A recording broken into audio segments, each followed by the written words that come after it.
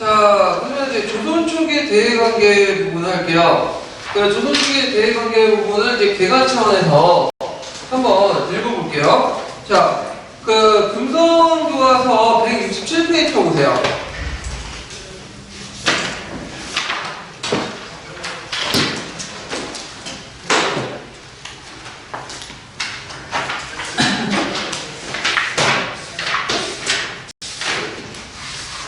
자, 금성교과서 167페이지에서 이제 168페이지까지 있는데, 뭐 168페이지까지는 읽을 필요 없고요. 거기 뒤에 이제 명나라의 관계하고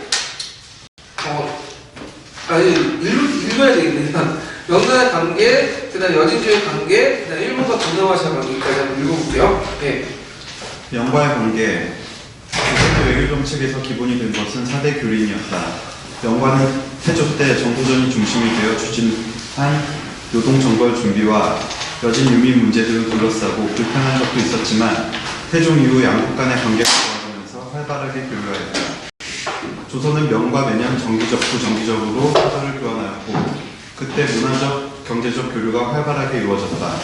사절의 왕래를 통해 수출된 것은 종이, 마필, 인삼, 황운석 등이었고 수입된 것은 견직물, 서적, 약재, 도자기 등이었다.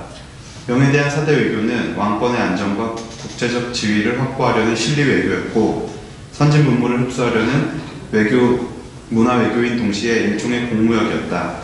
여진과의 관계. 조선은 영토를 확보하고 국경 지방을 안정시키기 위해 여진에 대하여 적극적인 외교 정책을 펴나갔다. 태조는 일찍부터 두만강 지역을 개척하였고 세종 때에는 사원과 육진을 설치하여 압록강과 두만강을 경계로 하는 국경선을 확정하였다. 이후 조선은 여진에 대하여 회유와 토벌의 양면 정책을 취하였다. 조선족의 귀순을 장려하기 위해 관직, 토지, 주택 등을 두어 우리 주민으로 동화시키거나 무역수와 국평관을 두어 국경무역과 조경무역을 허락하였다. 이러한 교린 정책에도 불구하고 여진족은 자주 국경을 침입하여 약탈을 자행하였고 그때마다 조선에서는 군대를 동원하여 이들을 정벌하였다. 이와 함께 조선은 남부지방의 일부 주민을 대거 북방으로 이주시켜 압록강과 두만강 이남 지역을 개발하는 3인 정책을 실시하였고 그 지방의 유력자를 토관으로 임명하여 민심을 수습하려 하였다. 일본 및 동남아시아의 관계.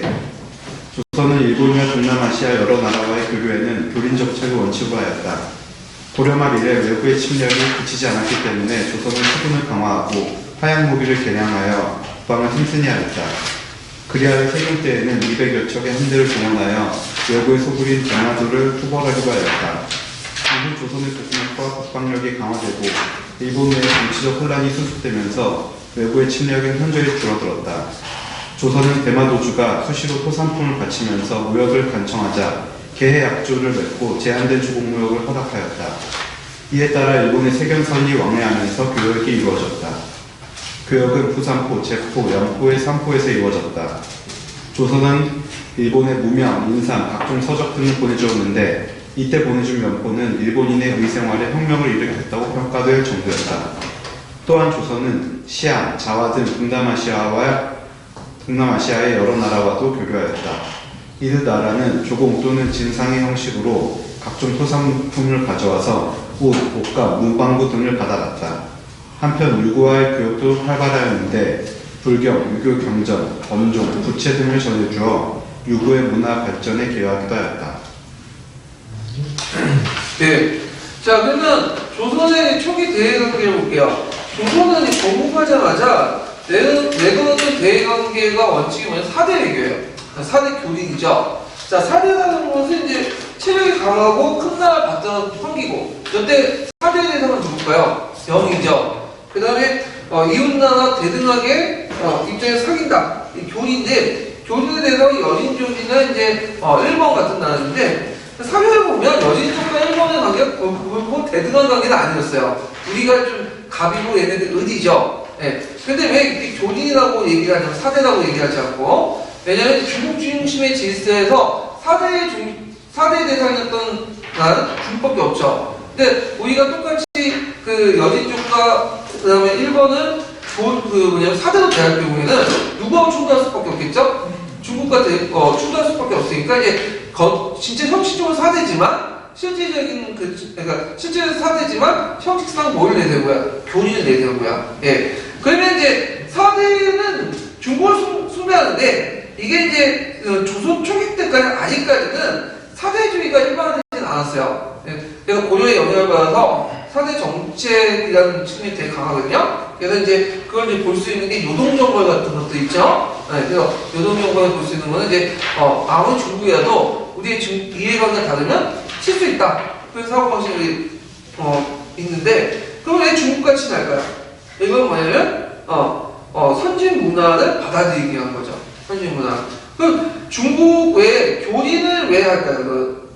이거 뭐냐면 얘네들한테 뭐냐면 경제적인 어떤 문화적 문제적 요소를 축적하지 못하면 약탈하니까 약탈을 방지하게 한 거야. 그러니까 이제 교린 관계는 오면 막지 않고 가면 붙잡지 않는다는 거야. 그래서 좀 사대보다는 교린보다는 사대에 더 축적을 뒀다. 우리가 이제 이익이 되는 거니까. 자, 그럼 먼저 이제 중국과의 관계를 보죠. 자, 중국과의 관계는 이제 그 사대 관계인데, 근데 이제 이건 중국 중심의 어떤 조공채권 관계에 이제 일환으로 했고, 그때 이제 내걸었던 논리가 뭐냐면 명분론적 사대 관계야. 이때 명분론적 사대 관계는 고려시대 형세론적 사대 관계에 따라 다르죠. 형세론적 사대 관계는 뭐예요?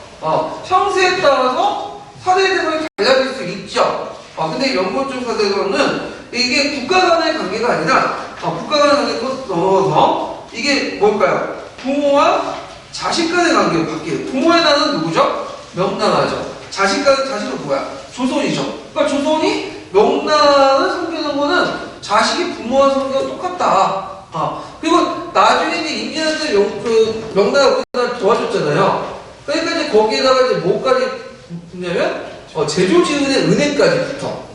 그러니까 절대적이 돼버리는 거지. 그 관계가요. 예. 그래서 하여튼 그런 것도 있다. 좀 기억을 해주시면 되고요. 자, 그래서 이 고려만의 원나라에서 명나라로 사대 외교가 전환되면서 먼저 연호 사용이 이제 명나라 연호를 사용하기 시작했고요. 그 다음에 이제 명나라 생긴 이유가 일단은 명나라와 대립을 해봤자 좋은 게 하나도 없죠. 왜냐면 이제 명나라 침해받잖아. 그러다 보니까 이제 조선의 나라를 굳건하게 하기 위해서 중국과 현실적인 어떤 그 외교 관계를 맺었다. 자, 그 다음에 그렇다고 해서 무조건 머리에 굽힌 건 아니에요. 아직까지 조선 초기는 좀 그래도 사대 정책적인 고려의 어떤 영향을 받았기 때문에 이런 명나와 원명 교체일 때 탄력적으로 대응을 했죠. 예를 들어서 이제 공요 정책을 근데 공요는 뭐예요? 요동을 공격해서 점령하자. 물론 요동을 공격해서 그게 명의 공격하고 연결되진 않죠. 왜냐면 그 당시 요동은 무주공산이었어. 아직까지는 명나라 확실히 지배하지 않았던 영토이기 때문에 그런 측면도 있고요. 그 다음에 사군육진 그 개척도 그런 측면을 볼 수 있죠. 사군육진은 어디를 바탕으로 없고 원래 사군육진은 누가 있었던 땅이에요? 여진족이죠. 근데 여진족하고 중국은 긴밀하게 관련돼 있어요. 왜냐면 명나라는 여진족 땅에 누룩한 도사를 설치하고 그 다음에 건주의, 그 다음에 해설여진, 건주여진, 그 다음에 야인여진 해갖고 이렇게 위대를 위한 소를 설치했잖아요. 그러니까 관저 통치를 한 거야. 그러니까 형식상은 그 여진족도 누구의 백성이에요? 명나라 백성이야. 그러면 서군 육지를 개척하려면 일단은 누구와 관계하고 부닥칠 수밖에 없겠죠? 명나라. 그래서 명나라와 관계를 적절히 조절하면서도 자주적으로 이 사군육진을 개척했다. 근데 의미가 있는 거죠. 그래서 단지 사군육진이 여진족의 관계뿐만 아니라 명나라 관계, 중국과의 관계에서도 연관시켜 같이 봐야 돼요. 자, 그러면 대면 관계 먼저 보죠. 초창기 태조 때는 사이가 별로 안 좋았어. 원래 이제 명나라 때 태조 때 있었던 사람은 누구죠? 주원장이죠. 이 주원장이 성격이 좀 칼칼하고 캐릭터가 좀 강하잖아. 그래서 이제 정도전의 어떤 북벌계 이런 것들이 알려지게 되고 그 다음에 이제 결정적으로 예전에 말한 것처럼 무슨 문제가 있었다고 했죠? 그 명나라 초기 때 문자회옥이 있었다고 했죠. 그 문자회옥 가정에서 이제 특정한 문자를 쓰지 말아야 되는데 그 포옹과 전문에 뭘 썼어요? 주원장이 싫어하는 문자들 저 썼거든요. 강자리, 뭐 직자리, 생자리. 그러니까 이제 그런 과정 속에서 이제 외교적인 문제가 생기게 되고 이게 이제 포출돼 나온 것이 포정문 사건이죠.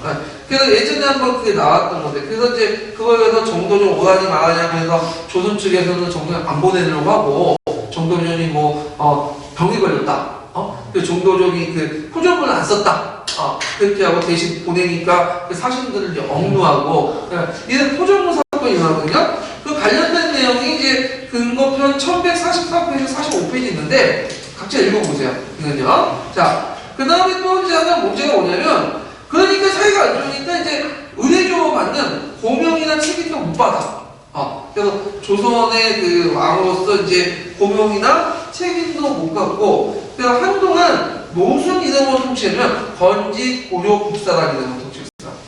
그러니까 고려의 왕을 대신에 통치한다. 이런 식으로 이제 통치를 했다는 거죠. 그 다음에 또 하나가 뭐냐면 종계 법무 문제가 이제 생겨있는데 이 대명해전이라는 책이 있어요. 대명해전. 이 대명해전에 태조가 이민의 아들로 기록돼 있어. 이게 큰 그건데 이민은 이성계가 뭐예요? 정적이죠.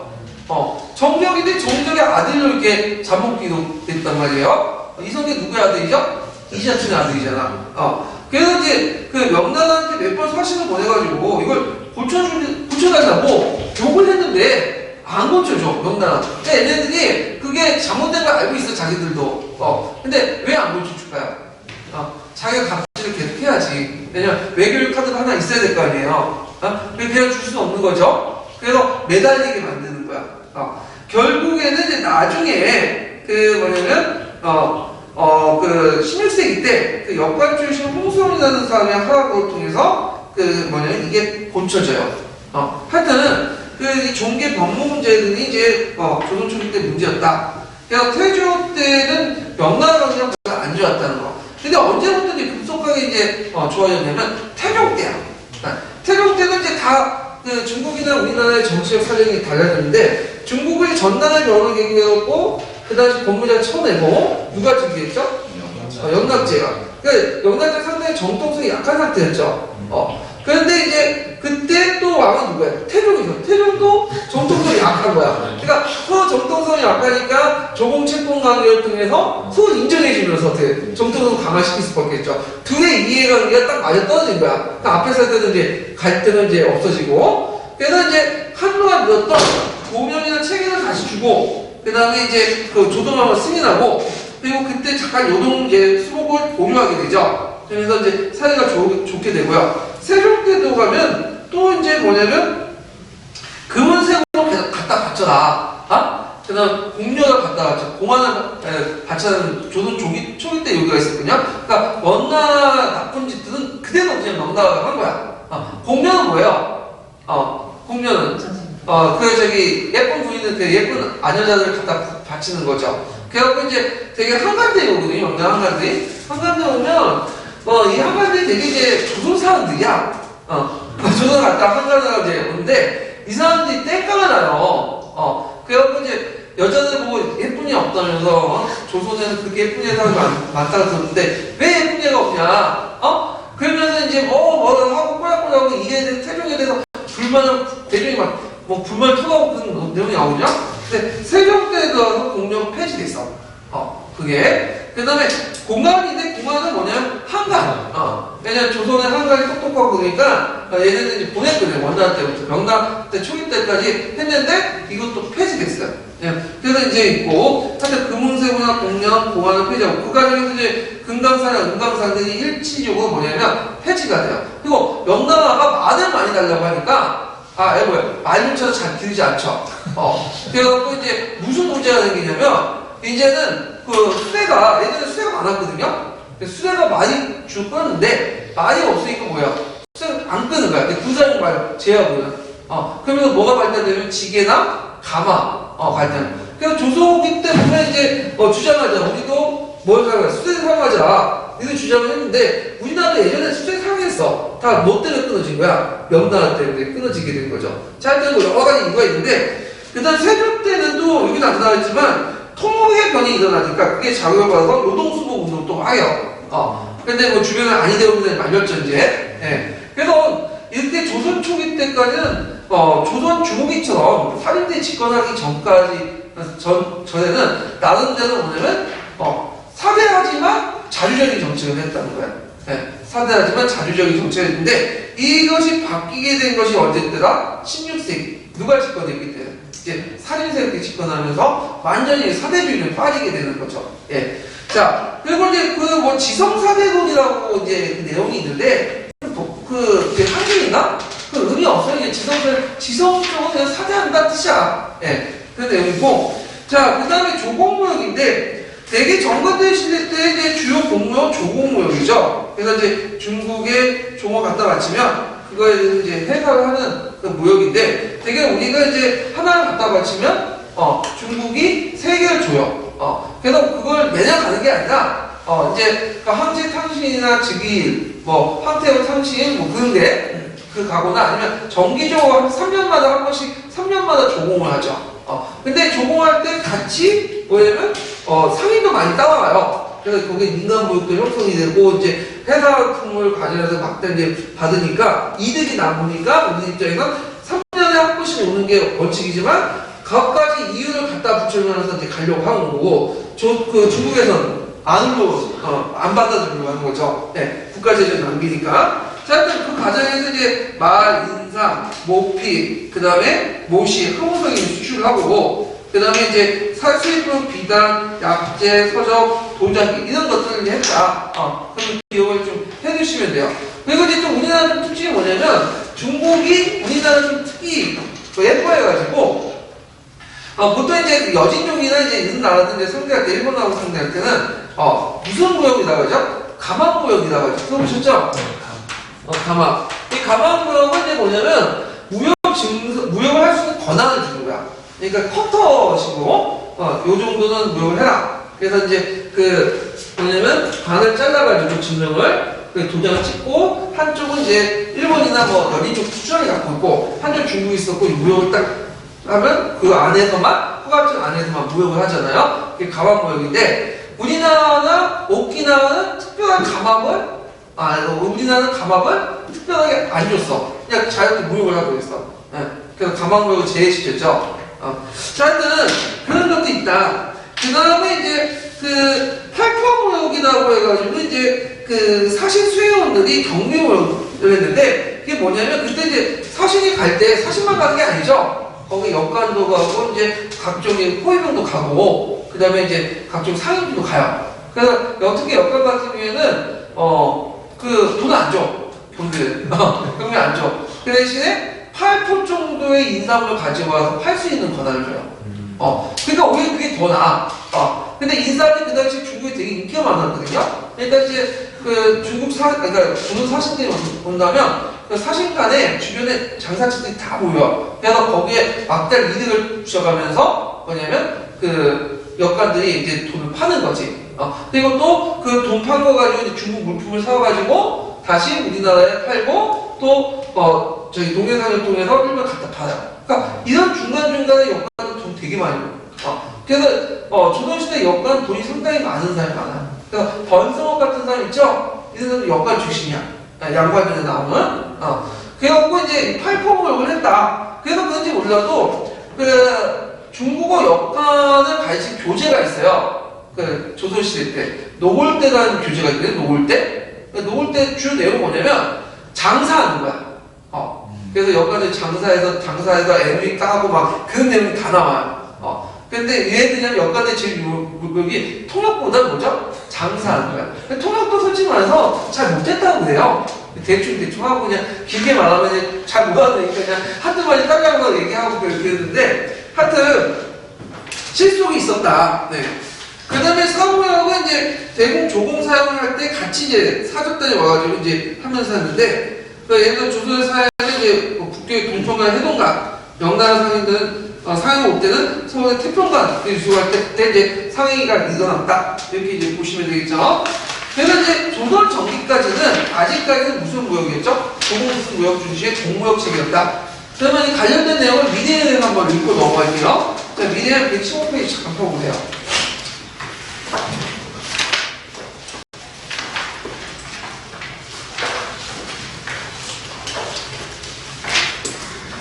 자, 여기 보면 이제 왜 조선은 많은 사건을 명예 파견했을까? 그 내용이 있는데 한번 읽어볼게요.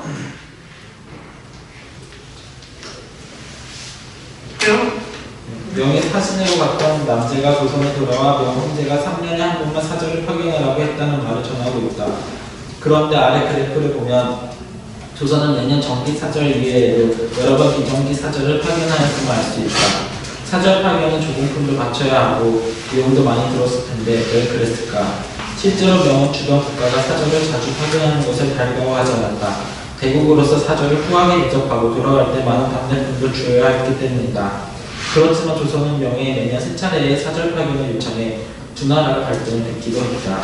결국에는 조선의 입장이 받아들여져 중종 때까지 매년 세 차례의 정기 사절이 파견되고 비정기 사절도 수시로 파견되었다. 이러한 사실은 명에 대한 사절 파견은 경제적 문화적으로 조선의 이익이 더 많았음을 보여준다. 네, 그래서 좀 기억을 해주시고 우리가 그에는 관련도 있어요. 왜냐면 거꾸로 중국 사신이 올 경우에는 우리나라에서 중국 사신의 어떤 접대 비용 때문에 시험장 걸리더만 경제 부담이 있고 그래서 과연 조공무역은 우리한테 이득이 될 것이라는 반론이 있지만 그거에 전반적으로 우리가 이득이 있다고 해서 학계 통론이에요. 예. 자, 그다음 이제 넘어가서 이제 일본 간의 관계를 보죠. 솔직히 일본 간의 관계는 지금도 그렇지만 별로 돈이 안 되는 나라죠. 예. 네. 그래서 이제 주로 이제 교민 관계를 하지만 아까 말한 일본이 우리를 이제 좀 섬기고 특히 대만도는 우리가 결정적으로 강해 있는 나니까 대만도는 그냥 완전히 깍듯이 이제 머리 숙이고 이제 들어왔죠. 근데 주로 일본하고 왜 관계를 맺느냐? 왜냐면 침략을 막기 위해서. 왜냐면 이득은 얻지 못하더라도 얘네들의 경제적 문화적 요구는 충족해야 하지만 뭐예요? 침략을 하지 않잖아. 예전처럼 외부가 막 들어오구나. 그래서 이제 근데 이거는 여진족도 마찬가지예요. 여진족도. 예. 자, 그러면 이제 보면요. 자, 일본의 관계는 별로 안 좋았죠. 남북조 시대 때, 전국시대 외인 추구.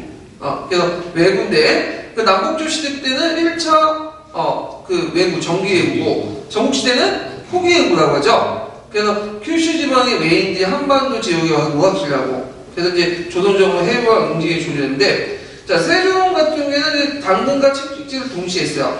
그래갖고 이제 삼포를 기획하고요. 삼포는 내입포, 부산포, 영포예요. 부산포는 오늘날 동네죠. 그래서 지금은 이제 부산이라고 해서 부산 진이 중심을 갖고 이게 부산 시가지가 형성됐잖아요. 근데 예전에는 부산 진이 중요한 곳이 아니라 진만 있었던 곳이고 중심지가 어디냐면 동네였어요. 동네 읍성이 있었거든요. 거기가 이제 중심지였고 그 다음에 이제 내입포를 이제 있는 내입포가 거기가 이제 창원인가 그럴 거예요. 창원인가? 내입포가 있고 영포가 울산 부근이죠. 거기에 이제 뭐냐면 삼포를 개했는데 그때 이제 주로 왔던 상인들은 어떤 상인일까요? 대마도나 큐슈 지역의 상인들이에요. 그래서 이 사람이 상인만 온 게 아니라 거기에 또 뭐냐면 가족도 데리고 와. 그래갖고 좀 마오리 형성인데 그럼 서 새끼 깔 거 아니에요? 그러면 어떻게 해요? 점점 이게 시간이 지나서 어떻게 되죠? 외인들이 살고 있는 마을 규모가 커져. 그래서 나중에 이게 또 문제가 생기는 거야. 그래서 나중에는 이제 삼포회관이라고 하고, 일루회관이라고 하고, 그러니까 그냥 폐기시키고, 나중에 조선기 때 가면 이제 외관이 만들어져도 남자만 거주하게 해요. 가족 못 데리고 와. 왜냐면 가족 못 데리고 오면 이게 점점 정착을 하고 그래요. 그러니까 이제, 남자만 오니까 또 여자가 또 귀해지죠. 그래서 이제 나중에 들어가면 이제 초당회관이나 두목포회관에 외관 바깥에 이제 장사치들이 많은데 여자들이 이렇게 파면 여자 있는 쪽으로 다 몰렸다고 그래요. 그리고 심지어는 이제 조선 후기 때 기록에 보면 여자 외 상인들에게 몸을 파는 심지어 자기 딸이나 부인까지 파는 그런 기사가 나오고 그게 발각이 돼갖고 이제 처형당하는 그런 모습들이 보이는데 자, 하여튼 이게 문제가 많았어. 그 다음에 이종무가 대나무를 정벌을 했죠. 물론 이제 크게 성공하지 못했지만, 그 다음에 외변이 일어났는데, 삼표회란, 그 다음에 이제 사랑지 외변, 그 다음에 을묘외변, 이렇게 있는데, 삼표회란에서 이제 좀 볼 게 뭐냐면, 비변사는 설치했다. 이때, 이거 계기로 해서, 비변사가 관광의 문제를 대비하기 위한 기구죠. 그러니까 주로 외적이라든지 여진족 관련된 부분인데 자, 그리고 삼포 중에 제품만 사용했다. 예, 이런 내용도 있고요. 그 다음에 이제 을묘외변. 을묘외변은 상당히 이제 의미가 있는 건데, 이 을묘외변을 계기로 해가지고, 비변상 3사가 되고요. 그 다음에 통상이 단절돼. 이때 통상이라는 것은 누굴 대상으로 하면 대마도를 대상으로, 대마도. 그러니까 그 당시에 일본 정부가 있긴 있었어요. 무로마치 막부가 있었는데, 이 무로마치 막부는 힘이 약해져갖고, 그 중앙을 통제하지 못해요, 지방을. 그래서 이제 다이모들이 등장을 했죠. 그래서 거의 전국시대에 비슷한 분위기, 전국시대에 넘어가는 시기 때문에, 저희 통상단자는 이제 일본의 중앙정부와 관련된 건 아니라, 주로 이제 뭐와 관련된 거냐면, 그 대마도가 이제 통상을 단자는 의미예요. 그 다음에 비변사 상사가 되고 재성방에 성립했다. 예, 그래서 비변사 상사와 재성방의 설립과 관련된 것이 영종대에 일어난 뭐다? 을묘외변. 그거 외워두세요. 자, 그러면 관련된 것들 보죠. 을묘외변과 관련된 이거는 278페이지에 있는데 278페이지 한번 펴볼까요?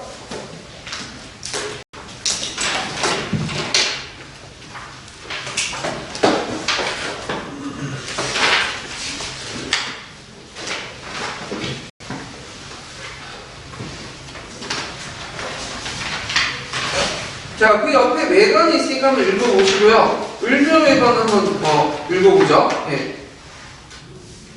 조선정부는 삼포회란 사랑진 외변 등 외구들의 행배가 있을 때마다 이에 대한 제재 조치로서 그들의 세견선을 엄격히 제한하였다. 조선으로부터 물자의 보급을 받아야 하였던 외인들은 이에 완화 조치를 요구하여 왔으나 조선정부는 이에 응하지 않았다. 이와 같은 조선정부의 통제에 대해 불만을 품은 왜구는 1555년 70여 척의 배를 몰고 전라남도 연안 지방을 습격하였다. 이들은 먼저 영암의 단량성, 어란포, 진도의 금강, 남도 등의 보루를 불태우고 만행을 자행하였고 장흥 강진에도 침입하였다.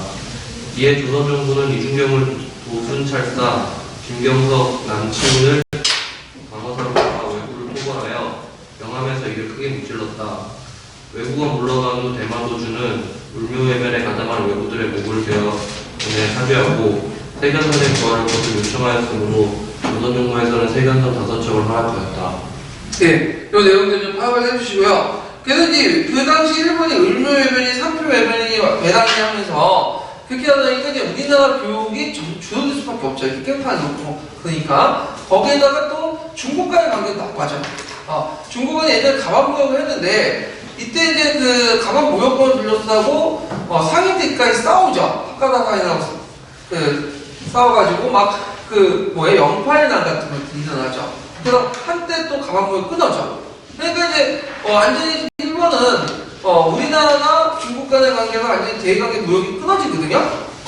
그러니까 이제 어디에서 뭔가 문제가 얻을 수가 없는 거야. 일본은 특이한 것들 있죠. 자기들이 그렇게 만들어 놓고는 또 자기들이 이걸 얻고 싶어요. 침략을 못해서.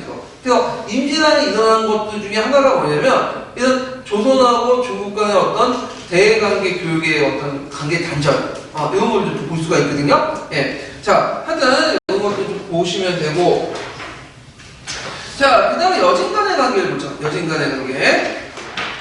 여진 간의 관계도 교린 관계예요. 예. 그래서 이제 여진에 대해서 우리나라는 그렇게 좋게 생각하지 않았어. 일종의 발끝에 있는 무덤 정도? 아주 초가시였죠. 그래서 있는데, 이 여진족들도 주변에 상당히 약탈이 많았어. 그래서 조선 초기 때는 여진족하고 우리가 좀 친해질 수 있는 계기가 있었거든요. 왜냐면 이성계 중에, 그 여진족 부하들이 많았죠. 그래갖고 이제 그 친해질 수 있었던 계기인데, 그게 이제 예전에는 조사인한 계기로 해갖고, 그 조사인한테 여진족이 이제 조사인 쪽에 들어갔거든요. 그러면서 이제 그때부터 이제 깨지게 된 거야. 근데 이제 그 여진족들이 이제 문화적 교류나 이런 것들을 왜 하냐면, 교류적 하냐면, 안 도와주면 어떻게 해요? 와서 약탈하게 되는 거죠. 그래서 조선 초기 때 보면 여진족 약탈 기사들이 되게 많아요. 여진족 와갖고 약탈하고 또 도망가고 그런 것들이 많거든요. 예. 그래갖고 이제 세종 때 들어가면 여러분들 아는 파저강 유역에 그 정벌 2번이나 했죠. 그 명나 승인을 받고 이제 2번이나 했고, 그때 이제 들어왔던 여진족들이 이제 그 뭐냐면 알타이족이 있어요. 알타이족 어디서 많이 들었어요? 알타이 무. 알짜리 있잖아요. 총각과 김치 알까이 거기에서 나왔다고 하는 소리도 있고 우리가 보통 오랑캐라고 하죠. 오랑캐 이민족들. 이거는 오랑카이라고 해서 여진 중에 한 부족이에요. 그래서 이런 말도 이제 여기서 나와 있는데 자 하여튼 이 내용은 뭐냐면 세종 때 4군을 육진을 개척하죠. 그래서 최운돌 파견 4군을 개척하고 그 다음에 육진을 김종설 파견을 개척한다. 그러니까 압록강과 두만강 영토를 바탕으로 우리나라에 기본 골고했다. 골고루 형성했는데 그 과정에서 무슨 정책이 취했다고 했죠? 3인 정책. 그래서 이제 그 3인 정책을 실시해서 하상도의 우리는 어디로? 한경도 지역으로. 근데 이제 우리가 주의할 건 4번 육진에서 그래서 하상도인들 4번 육진을 개척한 게 아니라 일단 하상도인들은 어디로? 한경도 평안도 이렇게 이주시키고 그 이주시킨 그 자리에 있는 한경도 평안도민들은 어디에 이주시킨 거예요? 4번 육진에 이주시킨 거야. 왜냐면 갑자기 하상도인들을 4번 육진으로 이렇게 들어가면 적응을 못할 거 아니에요. 네. 그러니까 이제 이런 것들이 있었다. 그리고 이제 이런 것 좀 기억을 해두시면 되고요. 자, 그래서 이걸 계기로 이제 압록강과 두만강 지역의 영토가 형성이 됐고 그때 이제 무슨 병이 있었냐 3인 정책 과정에서 이제 하상도에서 안 가려고 하죠. 여기 천박한 땅이니까. 그래서 그 정가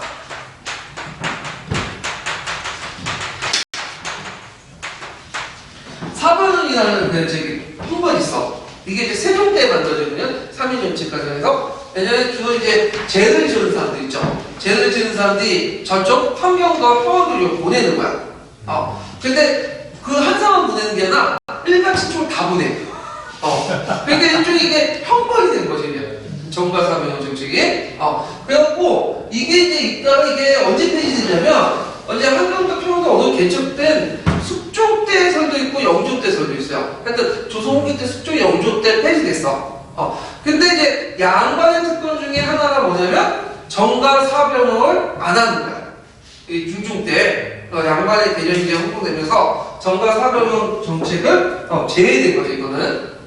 그래서 이제 있는데 그만큼 이제 안 가려고 했던 지역이 한경도 평안도 지역이고 특히 이제 한경도 평안도민들은 정부의 허락 없이는 간의 허락 없이는 그 하상도 쪽으로 내려올 수가 없어요.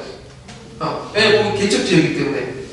그리고 차별을 많이 받았죠. 그러다 보니까 이제 나중에 이제 훈련회나 이런 것들이 일어났던 배경이 되는데, 자, 하여튼.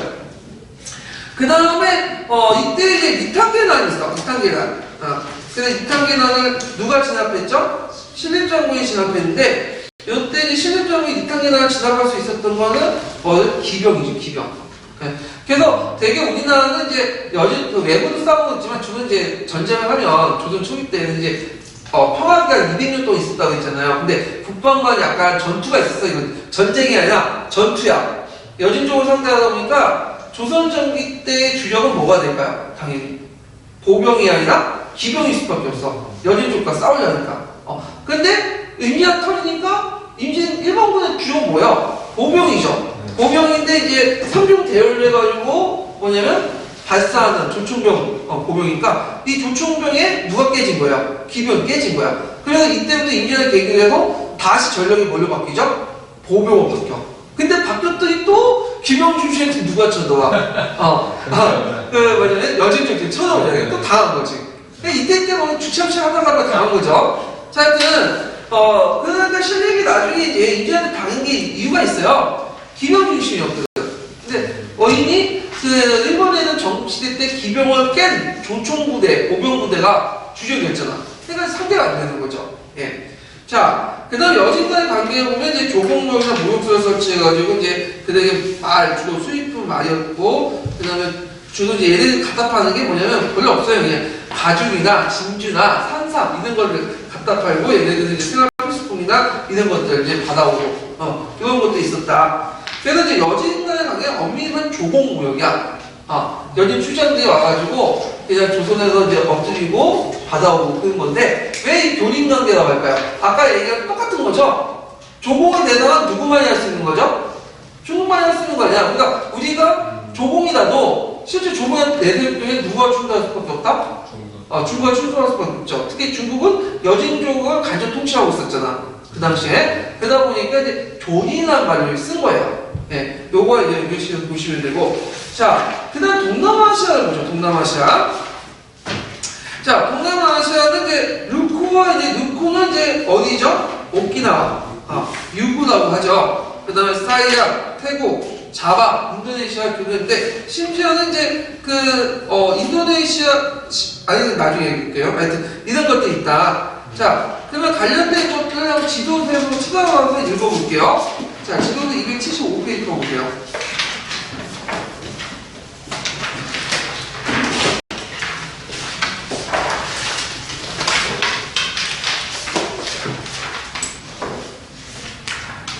자, 거기 이제 275 4대 교린 정책 한번 읽어보시고, 그 다음에 사본 유치과 개념과 관련돼 있죠? 그래서 사본 유치인데, 사본은 이제 그 압록강 편중에 여연, 자성, 목착, 유해인데, 요 지역이 이제 군만 설치했는데, 이 군 설치했다가 나중에 방어하기 싫으니까 폐사본을 시켜요.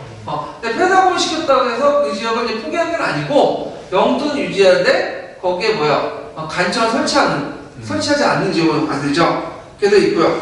육지는 이제 여진 쪽을 대비하고 해서 종성, 옹성, 해룡, 광원, 경원, 부용제는 진을 설치했고, 그리고 여진 쪽에 이 부분 이제 공격을 막고자 했죠. 그때 이제 여진 쪽 기초에 크게 활동했던 사람 2명 있죠. 김용서하고 누구죠? 이지옥이죠. 네, 그 둘이 이제 서로 이제 왔다 갔다 하면서 이제 여진 쪽을 방어했다.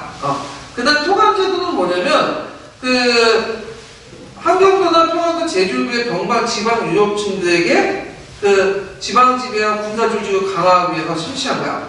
그래서 이제 이들에게 수정직을 준 거야. 수정직을. 그래서 이들이 이민족과 연결을 방지하고 또 효율적인 지방 지배와 군사 조직을 강화하고자 했거든요. 근데 이제 이 토감지들이 나중에 이제 뺏기죠. 누구한테 뺏겨요? 중앙 자재, 그러니까 홍보세 때 자재들이나 일각신축 때 뺏기니까 무슨 난이 나는 거야? 이시에 나는 어떤 배경이 됐던 거죠. 그 다음에 계획협조도 한번 읽어보고 조공무역과 이제 무역수도 한번 읽어보세요. 예. 자, 그래서 한번 받고 그 다음 뒤에 넘어가서 임진왜란가 두 문제 나왔어. 그래서 한 별표 2개 쳐놓고 좀 봐주시는 거 좋을 것 같아요. 그럼 임진왜란의 개간 차원에서 이제 한번 읽어볼게요. 151페이지 보세요. 입에도 주고 가서 151페이지요.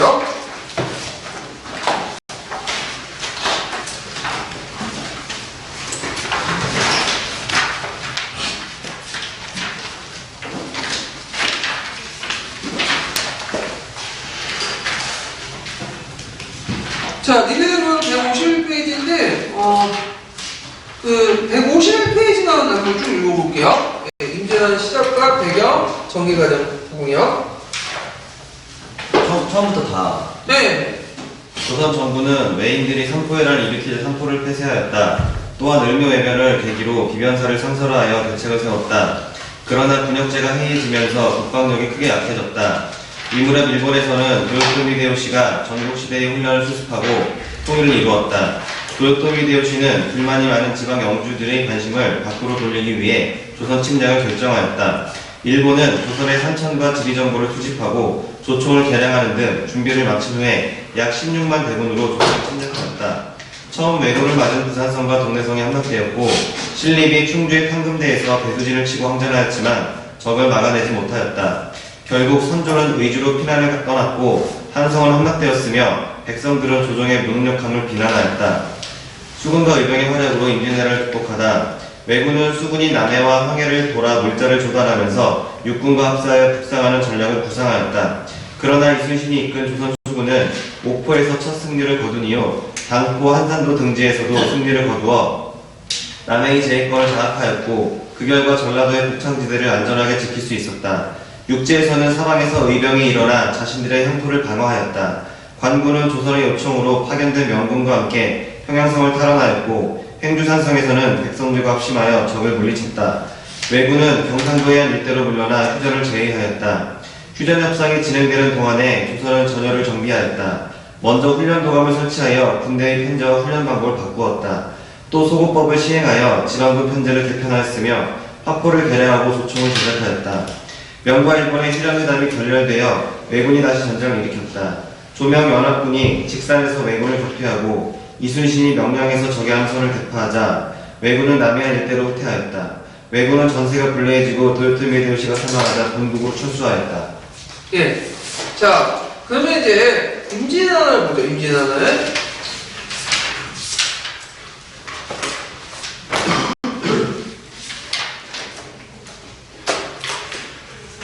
자, 임진왜란은 뭐 역사 소설이라든지 그다음에 드라마 자주 나오죠. 역사 스페셜도 많이 나오고. 예. 그래서 이제 있는데 그 임진왜란의 이제 정세를 보면요. 조선 시대 때 정세를 보면 군역제의 모습 수포제를 실시했죠. 그리고 군적 수포제가 실시되면서 군사 동원체제가 무능한 거야. 그러니까 이제 아까 군적 수포제에서 그 군포를 받으면 뭘 고용했는데 군인을 고용했는데 군은 고용하지 않은 거야. 그냥 200년 동안 평화시기에 있다 보니까 전쟁이 안 일어날 것이다. 예. 그런 생각을 한 거죠. 안일하게요. 예. 근데 이제 일본 같은 경우에는 반대로 거의 100년 동안 정치대가 있었죠. 이 정치대 때 다이모들, 센카쿠 다이모들이 지네끼리 막 치고 막 싸운 거야. 그러니까 얼마나 달려있었어요, 애들이. 그래서 최신 무기로 전술로 무장한 가정에서 이제 시데요시가 통일하게 되죠. 이 시데요시는 통일하고 나서 이제 이 불만, 그러니까 다이모들이 이제 어쩔 수 없이 시데요시 머리를 숙이고 있지만 시데요시가 안 좋게 생각해. 일단은 시데요시는 농민 출신 가문이 벌벌이 없어요. 손을 얼마나 무섭게 보겠어. 그러니까 이제 이들의 불만을 밖으로 포출시키고 이들에게 이제 자기의 충성을 유도시키는 뭐예요? 또 봉봉지 같은 것들을 이제 만들어줘야 되겠죠. 근데 일본은 이제 땅이 없으니까 한반도를 가서 이제 거기를 점령하고 더 나가서 중국까지 먹으려고 좀 가대망상에 걸려있는 사람인데 그렇게 있고 또 경제력을 측면을 볼 때는 아까 얘기했던 중국과 조선과의 관계가 다 끊어져버린 거야. 그러니까 이제 식량이라도 먹고 살자. 그리고 정명가도에 같이 거죠. 중국시장 진출하자고 이런 식의 이제 논리를 피게 된 거죠. 그래서 이 관련된 부분들 한번 천재교육에서 한번 찾아볼게요. 천재교육 130페이지 한번 잠깐 해볼까요? 자, 거기 이제 130페이지 보면 시데요시가 일본이 왜 조선을 침략해준다. 이유가 뭔가? 그걸 한번 볼게요. 한번 읽어보시겠어요? 도요토미 히데요시는 전국을 통일하였지만 자신의 미천한 출신 때문에 불안하였다. 따라서 막강한 군사력을 가지고 있어 영주들을 회유하고 이들의 관심을 밖으로 돌릴 필요가 있었다. 이에 따라 조선의 명을 정복하기 위한 길을 내어달라고 요구하며 침략 전쟁을 일으켰다. 한편 16세기 중아시아 경제적 교역에서 일본이 처음 교육기이나 상황도 전쟁의 한 배경이 되었다. 명과 조선은 자주 문제를 일으키며 일본과의 무역을 매우 제한적으로 허용하였는데 16세기에는 그 제한을 더욱 강화하였다. 이것은 일본의 지방 영주나 상인에게는 매우 불만족스러운 상황이었다. 이러한 상황을 한 번에 뒤집기 위해 일본이 선택한 것은 전쟁이었다. 예, 그래서 전쟁에 관련된 내용들 좀 기억을 해주시면 되고 경제적 배경 때문에 전쟁이 일으킨 측면도 있다. 자, 그럼 임진왜란의 전개 과정을 보세요. 자, 일본 침략군이 이제 대규모 병력을 일구고 보니까 그때 이제 내걸던 논리가 정명가도죠. 그래서 명나라 실태 비켜달라. 비켜주겠어요? 그래서 결국에는 이제 부산에서 정발이 수락전이 졌고 동네에서 통상이 수락지만 졌죠. 그래서 최근에 이제 몇 년 전에 부산 지하철 공사를 하는 과정에서 대규모 인골이 이제 발견됐다고 그래요. 그때 이제 죽었던 사람들이 되게 이제 그때 동네동이 이제 함락하고 나서 되게 사륙전이 있었다고 이제 보는데 하여튼 이후에 이제 그 세계 길로 나가죠. 그래서 보니시 유키나가 그다음 부다다 나가사마, 부다다 나가사마는 전라도 쪽으로 올라가고 그다음 보니시 유키나가 서울 쪽으로 올라가고 그다음에 또 한 도가 가토 비오마사 저희 한경동 쪽으로 해서 강원도 이렇게 해서 세계 길로 북상을 하죠. 자. 그때 이제 올라온다는 소식을 이제 뒤늦게 안 이 조선 정부가 누굴 파견했냐면 신립 장군을 파견했어. 그 전에 이인한 장군을 파견했는데 상비를 패배했고 신립 장군을 파견했는데 신립이 이제 그 재승 방난 체제에 따라서 주변에 있는 병력들을 직결하고 원래는 이제 그 재정에서 막는 게 저희 오른쪽인데 문경세제 쪽으로. 근데 문경세제를 막으려고 해도 일단은 그 신입장군의 주요 부대는 뭐예요? 기마병이죠. 왜냐면 여진족과 싸웠던 부대이기 때문에. 근데 공격세는 높아가지고 올라가기 힘들어. 그리고 막 병사들 도망가. 그러니까 이제 사격 확 떨어지고. 그러니까 이제 넓은 평원에서 배를 끼고 강을 끼고 싸우는 게 낫겠다. 일전은 하겠다 해갖고 배수진을 쳤는데 이때 재수없게 또 비까지 내려요. 그래서 이제 진흙탕에 빠지고 그래갖고 막 돌기로 하다가 잘 됐지. 이미 전국시대 때 얘네들은 뭐예요? 나가시나 전투에 노부나가가 기병대 격파했잖아. 어떻게 격파했죠? 3종 대열을 쭉 한 다음에 조총사령을 해갖고 계속 격파를 했잖아요. 그래갖고 요 전법에 걸려갖고 완전 신립장군의 기마대가 무너지게 되죠. 그러면서 후방이 뚫려지게 된 거야. 그래서 이제 적이 이제 서울과 평양 함경하고 함락하고 함경도 진출하고 또 어디가 미주까지 가. 그래서 이제 선조가 이제 우주하면서 중국까지 달려가거든요. 무서워서. 근데 신하들 말려. 안 된다. 우주라도 있어야 된다. 그래서 이제 있는데 그때 이제 왜군들은 공격할 때 하나하나 점령하는 게 아니라 뭐죠? 요충지만 점령한 거야. 정과 섬을 중심으로 해서 그 가운데 중간은 뭐예요? 아직 왜군이 점령하지 않은 곳이죠. 그러니까 거기를 중심으로 누가 해야 되는 거야? 의병이 나와서 이제 길을 다 막는 거죠. 그래서 일본 군들이 좀 약간 의아한 게 뭐냐면 일본은 전국시대 때 다이군 싸우다가 다이군의 주요 성이 점령하면 다이군 자살하고 깔끔하게 화목하는 것이 그게 이제 일본의 습관인데 선조는 서울에 끝까지 싸울 줄 알았더니 도망갔거든. 평양도 도망가고 의주도 도망가고 도망갔는데 잘 도망갔죠. 네. 자, 그래서 이제 이게 안 된 거야. 이게 우리 일본식의 사고 방식으로는 도저히 이해가 안 되는데, 자 결국에는 이제 그 명나라에 군사 요청을 해요. 그래서 초창기 때는 이 처음에 안 믿으려고 했어. 왜 한국 조선도 이렇게 싸워보지도 못하고 격파다는 오히려 그 일본같이 하고 우리를 공격하지 않을까 그런 생각을 했는데, 그래서 일단 보내봤어. 한 3,000명 정도 병력을. 근데 깨진 거야. 그때 이제 병력이 그 몽둥이 들고 싸웠다고 하거든요. 싸우면 되겠어요? 그래서 이제 제대로 보내야겠다 해서 이효성이 이제 병력을 이제 파괴했지. 이효성은 이제 그 아버지가 조선인이거든요. 네, 요동 총관을 지냈던 사람인데, 그 이효성이 이제 그 강북 그 만주에 있는 요동봉하고 그다음에 강남병을 데리고 왔어요. 강남병들은 주로 이제 뭐와 관련된 거냐면 그 일본 외적들과 싸웠던 부대거든요. 왜구죠. 그러니까 뭐가 능하겠어요? 왜구 그 청씨는 전술 전략이 능하겠죠. 그래서 이걸 이제 그 나중에 영향으로 소호법이라고 아시죠? 네. 소호법이 이제 이때 나오는데 주로 절강화법이라고 해갖고 이거 이제 누가 하겠다냐면 척관계라는 사람이 있어요. 척관계. 척관계라는 사람이 이제 소호법이라는 그 조직 형태를 만들어서 이게 뭐냐면 철저하게 이건 하얀 무기를 중심으로 하는 거예요. 그래갖고 먼 거리에 있는 적들은 뭘로 격파하죠? 블랑키포하고 그 다음에 홍익도 격파해요. 외적들은. 그러면 외적들이 오잖아. 근데 왜군들은 뭐가 능해요? 근접전이 되게 강해. 칼싸움을 되게 잘하기 때문에 그래서 얘네들을 뭐 개인적으로 싸우다가는 그래서 얘네들 이제 어떻게 싸우냐면 근접전에 대비해서 10명을 한 명을 조직을 만들어요. 이렇게 총으로 조직을 만들어. 그래서 이제 무슨 법을 원앙진이라는 그 전법인데, 원앙이라는 것은 부부 굉장히 좋은 그죠? 그래서 서로 이제 유기적으로 해가지고 싸우는 거야. 그래서 10명이 있는데 그 실제로 이제 한 명은 이제 전쟁에서 제일 중요한 게 뭐야? 밥 먹는 거잖아. 주방 안에는 그 빼고 대개 한 9명 정도의 구성이 있는데 어떻게 돼요? 한 명은 대장이야. 이게 한 명이 대장이야. 그리고 이제 한 명은 등패가 있어요. 등패수가 있고, 등패는 이제 이렇게 방패가 있고 짧은 이제 칼 같은 그 있거든요. 네. 그 다음에 또 두 명 있고, 두 명은 또 뭐냐면 낭선이 있어요. 낭선은 뭐냐면 여기 긴 건데 그 뭐냐면 여기에다 이제 가시방울 같은 거 막 붙여가지고 한 이상한 게 있어요. 낭선이 있고, 그 다음에 또 뭐냐면 또 한 명은 장창 군대 있어요. 장창. 긴 창 있죠.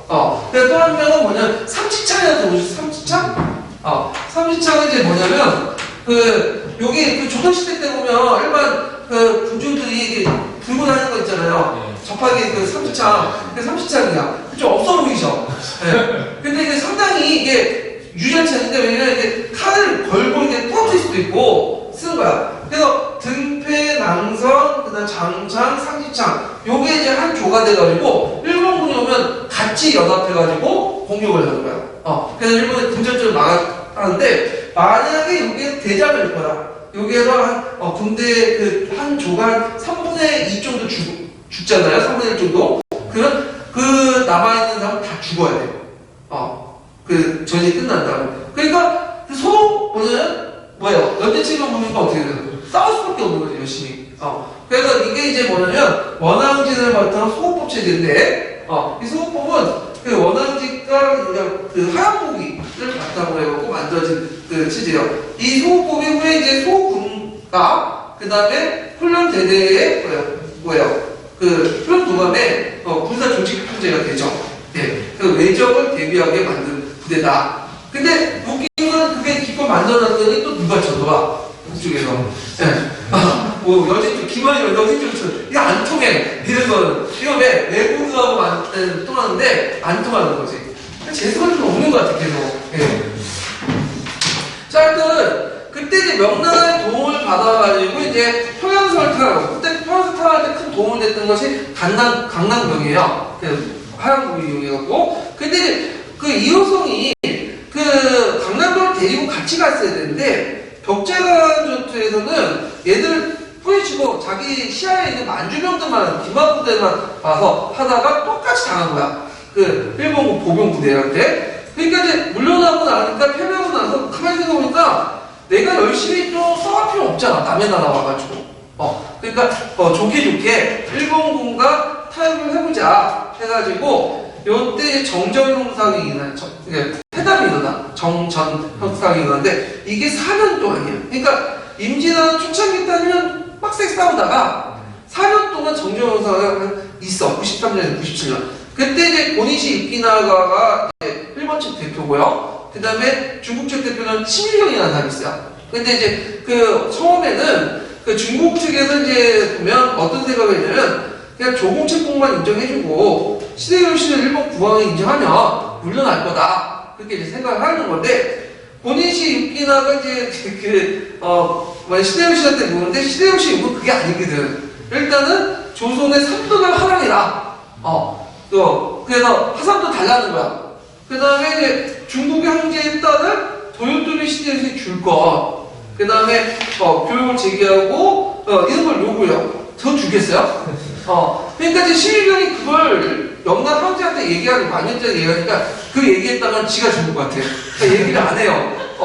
그래서 질리법. 근데 중국 정부에서는 야 어떻게 협상은 어떻게 됐냐.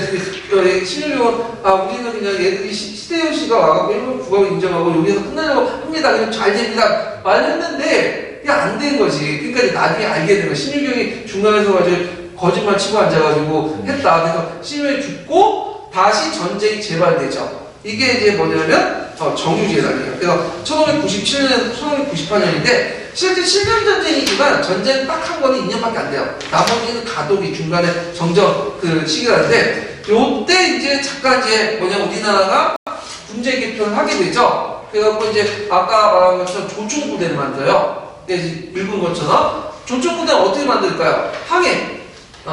도망간 사람들 있잖아요. 일본에 군대 도망 중에 항해. 김춘성 같은 사람들은 그 사람들을 내고 조총부대를 만들고 그 다음에 소고법을 이용해갖고 소고군을 조직하거나 훈련도감을 만들어. 그래서 이때 소고군 조직이 복귀가 되고 진간체제가 복귀가 돼요.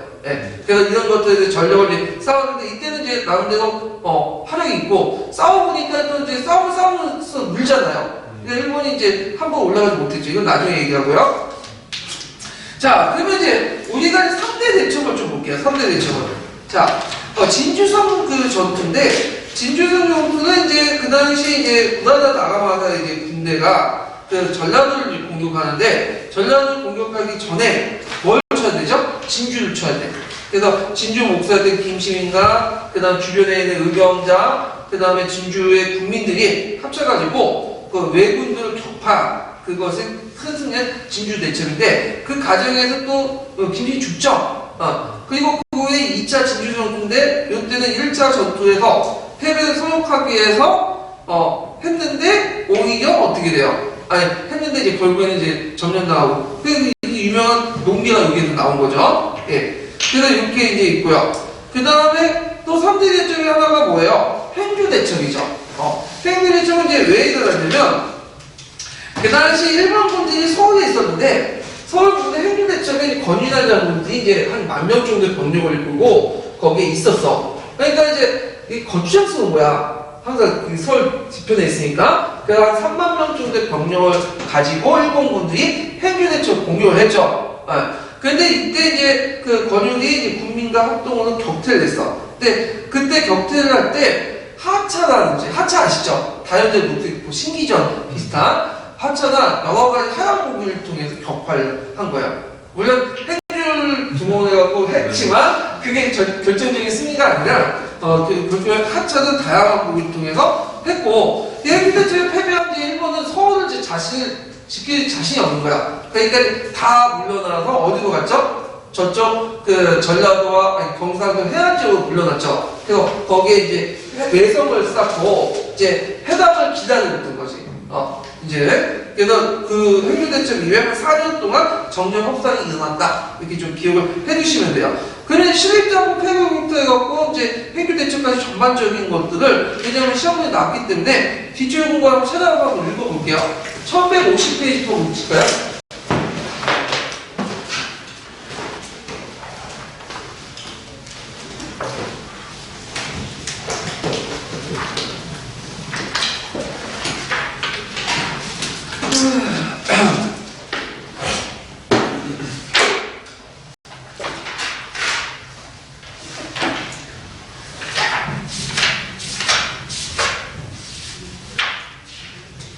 자, 거기 보면 이제 1150페이지에 보면 그 주 337번 있어요. 그래서 주 337번은 이제 그 신립장군이 왜 이렇게 패배했는가 부분인데 한번 읽어볼게요. 주친구만 읽고 넘어갈게요. 신립은 그 말에 따르지 않고 이곳에서는 기병을 쓸 수 없으니 마땅히 평원에서 일정해야 한다고 주장하였다. 26일 그는 드디어 충주의 서북 4km 지점에 있는 탕금대에 배수진을 쳤으니 이는 적이 보병이고 아군은 기병이므로 개활지에서의 전투가 유리하다고 판단하였고 또한 아군 병력이 대부분 훈련이 미숙하여 배수진을 치고 싸워야 용감하게 싸울 것이라고 판단하였기 때문이었다. 예. 그 다음에 뒤에 넘어가서 어딜 보냐면요. 주 340번을 잠깐 볼까요? 자, 이거는 이제 뭐와 관련된 거냐면 그 행주상성 전투 관련된 거거든요. 읽어볼게요. 권율의 부대 외에 승장 처형의 의승군이 집결하여 병력은 모두 1만여 명이었다. 이들은 활, 창 외에 화차, 수차, 석포 등 특수무기를 만드는 한편 조총에 대비하여 토제를 쌓고 재가 들어있는 주머니를 허리에 차고서 적의 침공에 대비했다. 또한 조도사 변희중은 행주산성과 금천의 중간에서 서울의 적을 견제하며 권율의 부대를 돕고 있었다.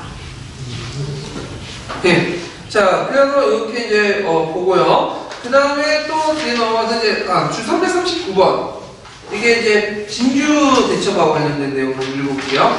주제목만 읽어보시면 될 것 같아요. 네, 1152페이지나. 그 일본군에 맞서 그 다음 분 일본군에 맞서 성안의 군사들은 현자 총통을 비롯한 총구와 화살로 백성들은 돌과 뜨거운 물로 대항하였다. 게다가 임계영, 최경희가 이끄는 전라도 의병 2,000여 명이 성 밖에서 진주성을 지원하였다. 진주성을 공격한 지 이래 만인 음력 10월 10일 일본군은 퇴각하였고 마침내 민관군 할 것 없이 단결하여 항전하였던 조선은 진주성을 방어해냈다. 이 1차 진주성 전투는 진주대첩으로 한산대첩, 행주대첩과 더불어 임진왜란 3대 대첩의 하나로 일본군이 호남으로 진출하던 계획을 좌절시킨 전략적으로도 매우 중요한 승리였다. 그래서 이제 진주대첩, 3대 대첩 쓰라고 하면 한산도 대첩, 행주대첩, 그 다음에 진주대첩. 그래서 이 진주에서 응대했으면 일본군 호남으로 진출한 계획을 자제시켰다. 이게 이제 있죠.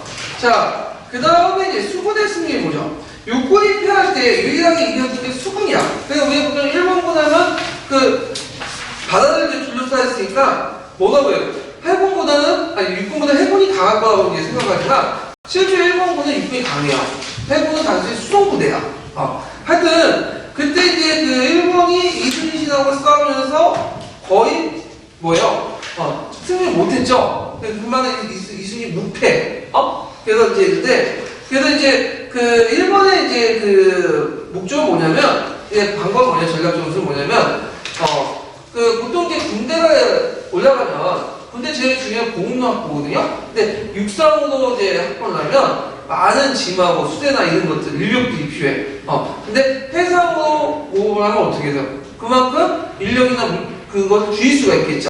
네, 많이 이동할 수 있고. 그래서 육군 부대가 진격할 때 해상 부대도 해상도 해군도 같이 올라가서 공급을 해주는 거야. 같이. 근데 그거를 이제 수륙 변창 정책이라고 하거든요. 예, 그러니까 수륙 변진 정책이다. 그러니까 육군과 수군이 같이 병진해서 작전을 펼치는 수륙 병진 정책을 이제 했는데 그걸 자제시킨 사람이 누구냐면 이순신이죠. 그래서 전라도 앞바다 들어갈 때 이순신이 차단을 내었고 외구가 전라도 이북 쪽으로 올라가지 못해도 막아버린 거야. 그러니까 이제 나중에 그 고니시 이키나가 그 부대가 이제 평양성을 점령하고 더 올라가려고 해도 올라가지 못했던 이유가 있어요. 왜냐면 식량이 없거든. 식량은 다 차단했어. 해상에서는 이순신이 차단하고 육상에서는 의병들이 차단을 했거든. 그러니까 이제 거기에 많이 묶여 있는 거죠. 네. 그래서 큰 공헌을 했는데요. 이 이순신이라는 사람은 이제 원래는 문과를 보려고 하다가 몇 번 떨어져가지고 문과에 합격했다고 그래요. 그 이순신이 그 문과에 합격했으면 완전히 나라가 어떻게 됐어요? 달라졌겠죠. 자, 그 이순신이 이제 크게 이제 이따가 이 사람이 전략 자수사로 이제 유명하게 크게 계기가 됐던 사람이 누구였죠? 유성룡이 적극적으로 추대를 했죠. 근데 선조도 그걸 받아들였어. 그래서 선조하고 예전 나중에 이제 이순신의 관계가 별로 안 좋은데 그냥 청구를 해준 거야. 자, 하여튼 그때 이제 오면서 첫 번째 이제 전쟁이 터지면서 최초의 해전이 옥포해전이에요. 그 옥포해전 때 큰 승리를 하고 그때 한 명이 다쳤다고 그래요. 그때 적군인 수천 명이 죽고 대승리죠. 그 다음에 사천해전인데 사천해전은 이제 기억할 게 뭐냐면 거북선을 최초로 사용한 해전이다.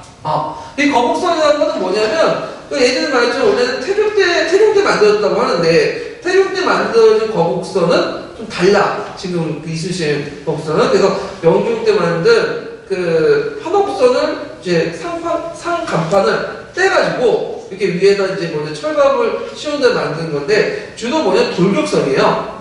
적 진영이 있으면 적 진영을 돌격을 해갖고 진영을 무너뜨리는 그 역할을 하는 것이 거북선이죠. 자, 그 다음에 이제 예전에 시험에도 나왔던 것이 한산도 대첩이죠. 그래서 한산도 대첩은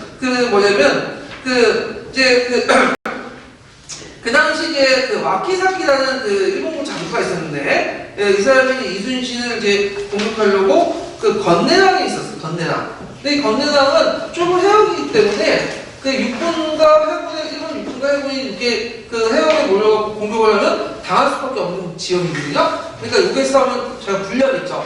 그래서 이제 매첩을 보내갖고 유인한 거죠. 와키사키가 좋다고 이제 쫓아갔는데 이게 이제 한산도라는 큰 해에 나오면서 이제 거기 기다렸던 이제 이순신 함대가 맞붙으며 싸우게 되죠. 그러면서 그때 유명한 무슨 진?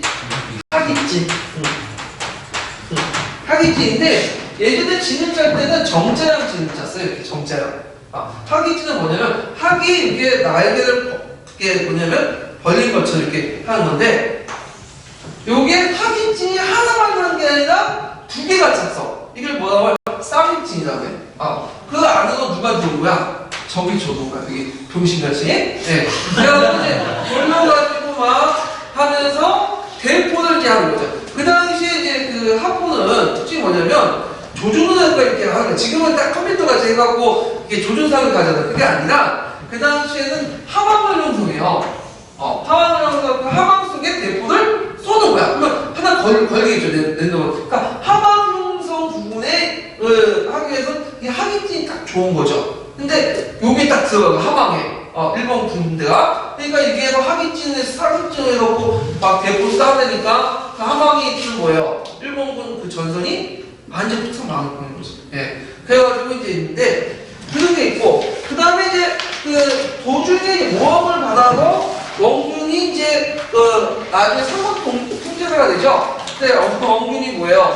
7천년이는 말아먹잖아. 그래서 12척인가 뭐 13척인가 데리고 와가지고 이제 그 정유재단 때 일본 군들이 이제 서울에 올라온 것을 어디에서 격파했어요? 명나라에서 격파했죠. 그래서 이 명나라에서는 12척을 가지고 올드국에서 격파하는 해전이다. 그래서 그때 100몇척 격파했다고 300몇척 격파했다고 하는데, 자, 하여튼 그때 이제 그 명나라에전 끝나고 나서 자기도 승리할 줄 몰랐다고, 진짜 처음이다 이렇게 했죠. 그때 이제 명나라에전 갈 때 이제 적들이 쫄았지. 12쪽밖에 없었으니까. 그러니까 군대에서 유명한 말이 있죠. 사직세, 생직상.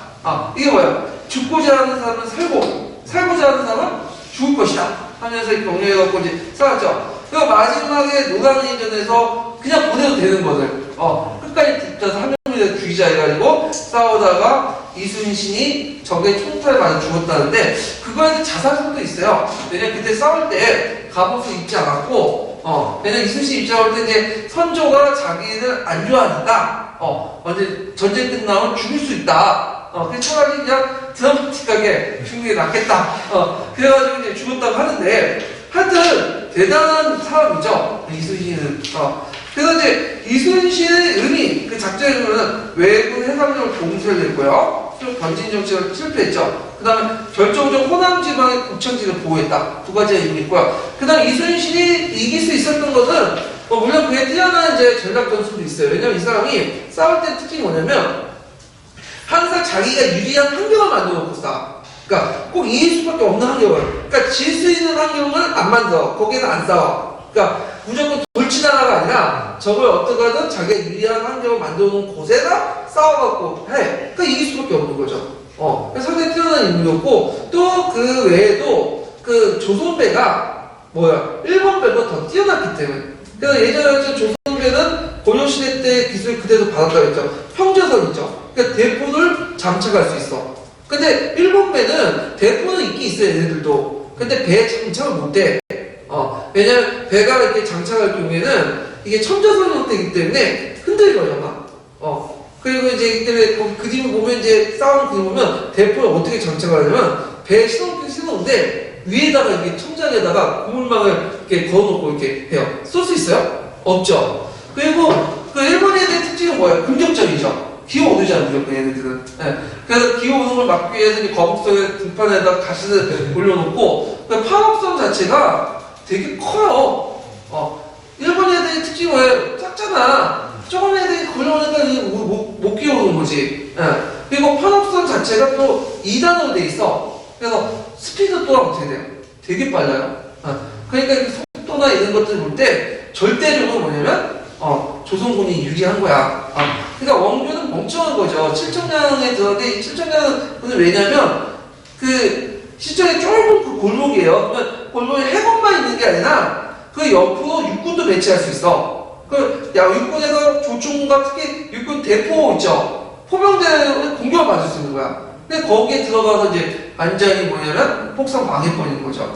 예. 근데 이제 아까 선조가 계속 명령을 내려요. 한반도 대첩 끝나고 나서. 예, 근데 안 나가거든요. 왜 안 나가는지 아시죠? 왜냐면 일본 애들이 거기 외성을 다 설치했기 때문에 괜히 나갔다가 외성에서 또 대포를 맞을 수 있기 때문에 그거든요. 근데 원균도 그걸 알고 있었나 봐요. 근데 하도 나가라고 하니까 어쩔 수 없이 나가서 이제 깨지게 되는데, 하여튼 그 내용도 이제 파악을 해주시면 되고, 그 다음에 의병대 항쟁도 있었죠. 의병대는 이제 사회적 지위뿐만 아니라 자신의 어떤 재산이나 어떤 생명을 내기 위해서 유생을 중심으로 했고, 거기에 항토진이나 조건에 맞는 무기나 이런 것들을 잘 이용해갖고 매복, 기습, 위장 같은 유격조를 크게 사용했다.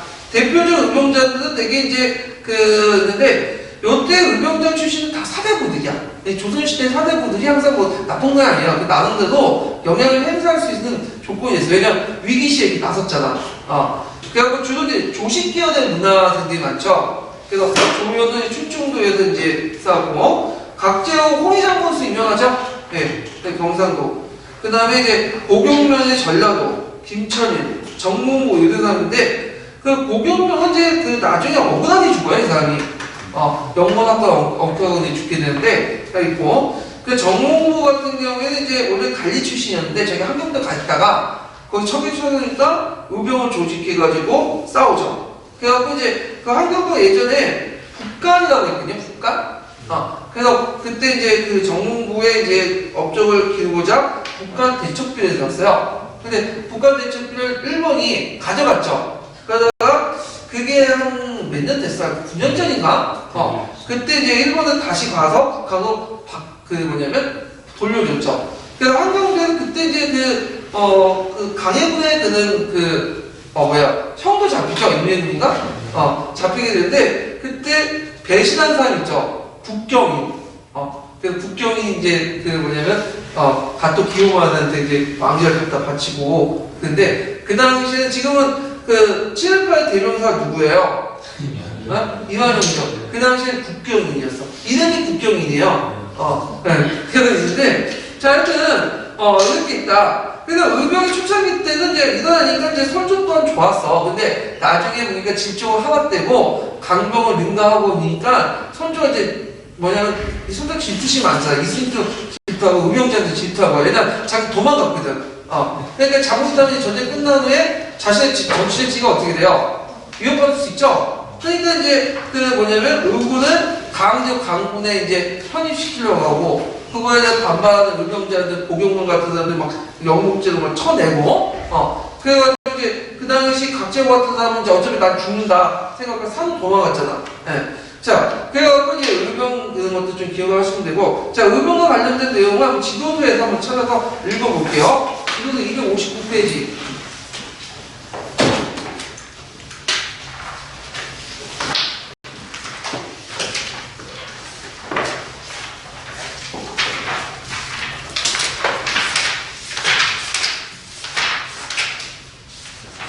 이거 59페이지인가? 잘못 적어놨는데.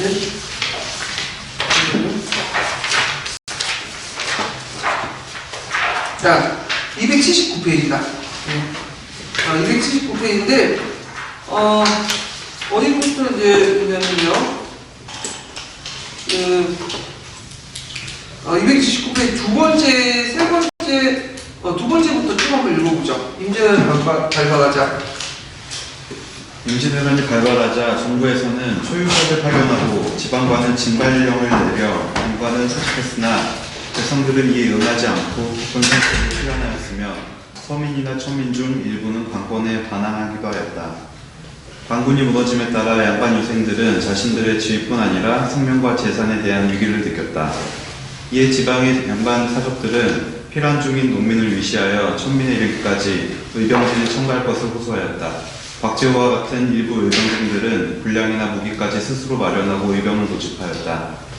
백성들 역시 관권에 의해 강제 징집당하여 무능한 장군의 지위를 받아 전국의 전선을 전전하며 싸우기보다는 평소 잘 알고 신뢰할 수 있는 의병장에 휘하여서 싸우기를 선호하였다. 또 자신의 고을 주변에서 부모와 처자를 보호하기에는 관군보다 의병으로 가는 것이 유리하였다. 한편 정부에서는 의병의 공기를 촉구하기 위하여 경문을 각도에 전달하고 의병을 공적인 군대로 인정하자 백성들의 의병진 참가는 주의 있게 되었다. 의병은 각지에서 일어났다. 그 중에서도 많은 정부를 고 명성을 떨친 의병장은 평안도의 조호의, 효정, 함경도의 정문부, 경기도의 김천일, 홍계난, 경상도의 의령의 곽재우, 고령의 김면, 합천의 정인홍, 영천의 권흥수, 충청도의 조황, 전라도의 고경명, 황해도의 이정아, 강원도의 유정 등이다. 이들은 향토질이 익숙하고 향토 조건에 알맞은 무기와 전술을 터득하고 있었다. 그리하여 적은 병력으로 대군과 적대하기 위해서 정면 충돌보다는 매복, 기습, 위장 등과 같은 유격 전술을 많이 써서 적에게 큰 괴로움을 주었다. 전란 초기에 큰 역할을 수행했던 의병은 전라는 전란이 장기화되자 점차 변질되어 갔다. 1592년 9월 이후에는 각 지방에서 의병이 난립하여 여러 가지 폐단을 일으켰다. 관군의 징집을 꺼리는 의병들이 의병장의 적격 유무를 헤아리지 않고 이름 없는 의병장의 휘하에 모였기 때문이었다. 100여진에 이른 의병 중에는 안전한 곳에서 영세한 적이나 쫓고 전공을 탐내거나 관군과 대립하여 문제를 일으키는 등 독자적이고 자의적인 행동으로 오히려 국가에 해독을 끼치는 경우가 많아졌다. 이에 정부에서는 각 지방의 의병을 관군에서 흡수하거나 그렇지 못할 경우 관군이나 수령의 강력한 통제를 받도록 하였다. 자, 그래서 그 내용들 이제 파악을 해주시고요. 자, 그 다음에 이제 그 사이가 결렬된 정유재단이 일어나니까 이제 조명연합군이 직사에서 크게 승리했다고 했죠. 그래서 도요토미 죽전 일본군이 철수하면서 일본군이죠. 네. 일본군이 철수되면 임진왜란이 끝나게 돼요. 그럼 임진왜란 영향을 보죠. 임진왜란 영향을 관련된 내용이 예전에 한번 시험문에 나왔거든요. 자, 일단 조선이 제일 큰 피해를 입었죠. 조선이. 그래갖고 이제 농촌사회 파탄들이 인구 감소와 유민화, 그 다음에 농경 황폐화, 기근이 발생이 됐고, 그래서 이제 이몽학 같은 송진 같은 난이 일어났는데, 이몽학의 난은 이제 그 왕실 서울 출신이었던 이몽학이 그다음 민심의 불만을 선동하여 충청도에 일으킨 난이죠. 최근에 이제 영화 소재도 됐던 또 난이기도 한데, 자, 그 다음에 경제혼란 같은 경우에는 국가재정이 악화되고 토지 대장이 이제 손실됐다는 거. 그 다음에 이제 신분제가 해됐죠. 노비문서 소각. 왜냐면 노비층이 이제 파악이 불가능하죠. 소각이 되면서. 그다음 납속책 시행 등등해갖고 조선전기 때 엄격한 신분체제가 공개됐다. 그 다음에 이제 문화 군사적인 측면에서 문화재가 손실되고요. 그 다음에 전술, 무기 이런 것들이 발달 촉진했다는 거. 특히 이제 하얀 무기 같은 것들이 되게 많이 손실되죠. 네, 많이 발달이 되죠. 그래서 이제 비격 진천내란 같은 하얀 무기들이 등장하고, 그다음 기호신서대와 강남 전법, 그러니까 절강범법이 이게 들어오게 되죠. 예전에 한번 나왔으니까 좀 기억을 해두시면 되고, 그다음 일본이 그대로 이어갔죠. 일단 이 계기로 해서 독국가 맞고 정권이 이제 수립됐는데, 독국가는 뭐냐면 정복을 했어요. 그러니까 자기 영지를 원래 간서 지역이 있었는데 간동지방 에도 지역으로 이제 이주시켰죠. 도요토미 시데요시 명령에 따른 그래서 그 도요토미 시데요시가 좀 봐줬어. 그래서 얘는 자기 병력을 이제 참여하지 않고 그 나고야에 이제 보국기인가 거기 있다가 이제 전쟁 끝나고 했기 때문에 도요토미 시데요시가 죽고 나서 완전히 패권을 장악할 수 있었죠. 자기 세력 그대 유지한 채. 그래서 이제 그걸 계기로 해서 에도마쿠로 정권이 교체되는 어떤 배경이 되고요. 그 다음에 그때 이제 또 일본 애들이 이제 들어올 때 기술자들을 많이 잡아왔어요. 인쇄술, 요역, 도자기 이런 것들 이제 하고, 그래서 이제 그때 이상평 같은 사람들이 이제 잡아와서 아리따 지역의 도자기가 널리 이제 세계 시장을 패권을 장악하죠. 그래서 조선후기 때는 이제 일본 도자기가 상당히 인기가 많았다. 그리고 이제 있고요. 그 다음에 성리학벽이 들어왔는데 이때 강항이라는 사람 아시죠? 강항이 강양용을 이제 썼는데 그 내용이 이제 후지와라 세이코에게 성리학을 알려줬다. 그래서 나중에 후지와라 세이코의 이제 제자들 중심으로 해갖고 성리학이 뭘까요? 간학화되죠. 예, 그만큼 이제 일본의 문화 발전에 큰 영향을 줬다는 거죠. 근데 이제 한때 전쟁 다 끝났으니까 조선하고 외가 어떻게 돼요? 외가 단절되죠. 예, 그래서 이제 세안 문제, 일본이 포로를 어떻게 세안할 것인가 그걸 둘러싸고 이제 어쩔 수 없이 또 세안사를 파견해가지고 에도마코가 이제 얘걸 묻고 하죠. 우리는 너희들 싸운 게 아니라 싸움은 누가 했다? 도요토미 시데요시가 했다. 우리도 싫어한다. 그래가지고 우리가 손을 잡자. 그래서 이제 그냥 가만히 놔두면 또 싸울 것 같으니까 세안 문제나 이런 여러 가지 또 정세 파괴 이런 걸 알고자 이제 일본과 국교를 해죠. 강희국 때요. 그리고 강희국 때 국교할 수밖에 없는 게 북쪽에 누가 있었어요? 네, 여진족이 막 들고 일어났잖아. 근데 남쪽에 또 일본이 쳐들어오면 양릉 쪽으로 피는 거 아니야. 그러니까 이제 이렇게 손을 내줬다는 거. 자, 중국은 명나라 상태하고 그때 이제 요동에 이제 감시를 했던, 그러니까 그 명나라가 이제 만주족들을 이제 손 이달시키면서 뭐냐면 했는데 그때 잠깐 그 조선으로 이렇게 눈을 돌리는 사이에 누가 성장하게 된 거죠? 누르와치가. 그래서 누르와치가 성장해서 청이 성장을 했고 심지어는 이제 선조에게 사신을 보내요. 그래서 우리가 너희들 도와주겠다. 2만 명 병력을 이제 파견했는데 선조가 거절하죠. 네, 하여튼 그인데 그 관련된 내용이 미대인 교과서에 있어요. 미대인 교과서 볼게요.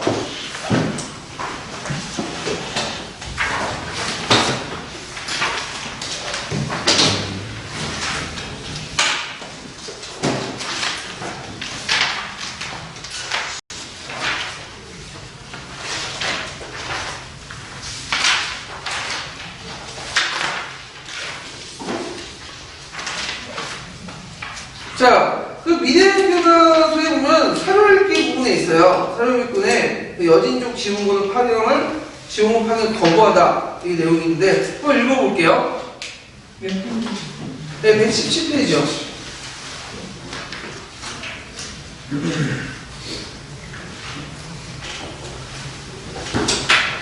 못 찾으셨어요? 명은 임진왜란 당시 조선의 요청에 따라 지원병을 파견했는데 이는 명을 침략하려는 일본을 조선에서 차단하려는 목적이었다. 그러나 명의 사신 양포정은 일본의 하루빨리 격퇴하기보다는 여진족을 경계하는 것이 더 중요하다고 판단하였다. 여진족의 지원병 파견을 거부한 것도 같은 이유였다. 하지만 여진족은 결국 명을 멸망시켰다. 조선과 명이 외란에 집중해 국력을 소비한 tum을 타서 그 세력을 키울 수 있었기 때문이었다. 예, 강력 관련 사료들 이제 보시면 되고 그때 누르와치의 그 요점을 왜 거부했냐면 잘못하면 또 이 문제에 그 누굴 끌어들일 수 있는가? 여진족 끌어들일 수 있죠. 그리고 전후에 여진족들 그만큼 지분을 또 주장하겠죠. 그런 것들 이제 생각을 한 거예요. 자, 그래서 이제 이렇게 한번 봤고 관련된 기출 문제 한번 풀어볼게요. 기출 문제 61페이지. 61페이지.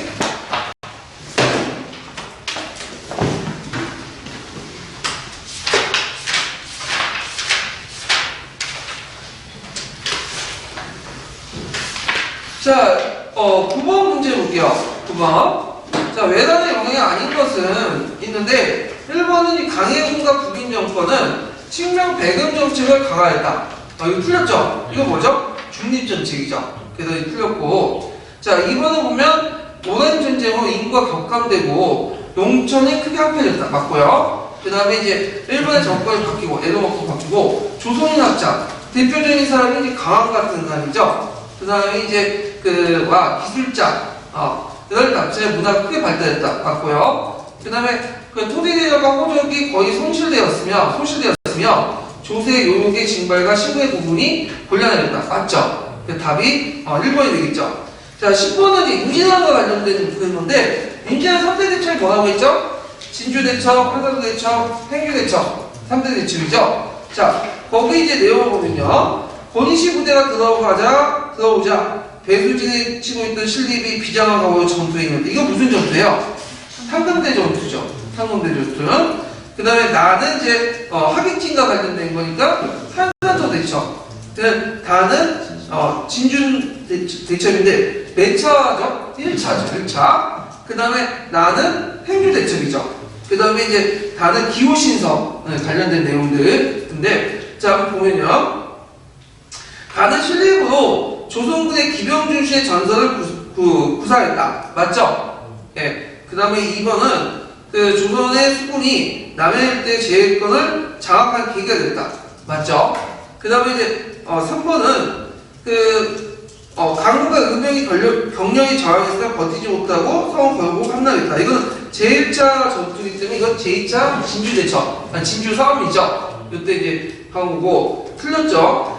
자, 나아가 일본군 북진이 저지되었고 서울 철병을 소득할 계기가 됐다. 맞고요. 그 다음에 많은 기후신설 권법을 훈련도의 조직과 전세 기본 골격이 됐다. 맞죠? 그래서 이렇게 해서 이제 그 답이 틀린 게 3번이죠. 그래가지고 이렇게 한번 갖고